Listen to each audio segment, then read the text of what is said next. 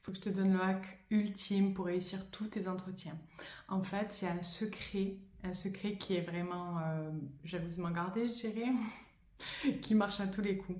En fait, c'est très simple.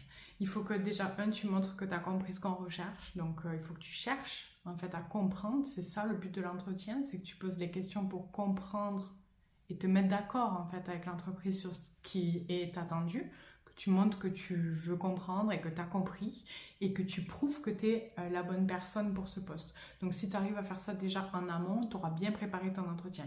Donc ça veut dire analyser la fiche de poste, la faire matcher avec ton CV et surtout préparer ton pitch, ce que tu vas dire pendant ton entretien. Donc tu vas rechercher dans tes expériences des choses qui vont matcher la fiche de poste. Tu prends un stabilo, tu surlignes l'annonce, oui, tu imprimes l'annonce, je sais, ça fait boomer là, mais c'est super important de marquer chaque point.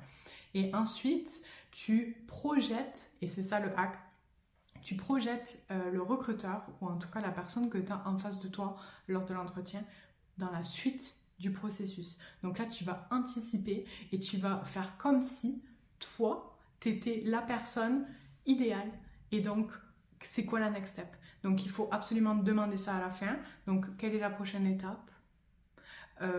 Comment est l'entreprise, l'équipe, où serait ma place dans l'équipe, qui serait mon manager. Il faudrait que la personne, dans l'idéal, elle t'imagine dans l'entreprise. Il faut qu'elle sorte de l'entretien et qu'elle se dise, cette personne, effectivement, elle est dans l'entreprise déjà.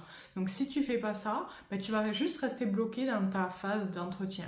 Tu vas pas réussir à aller dans la prochaine phase qui est soit le prochain entretien, soit une offre. Donc si on en est à l'étape finale, ben, il faut poser aussi des questions sur les délais, dans combien de temps je vais avoir une réponse et bien confirmer, ok, donc ça veut dire que d'ici la semaine prochaine, si j'entends pas de vos nouvelles, je me permets de vous relancer et puis finir sur une touche un petit peu comme ça, taquine, un petit peu provocatrice, gentiment, un petit peu d'humour, quelque chose comme ça.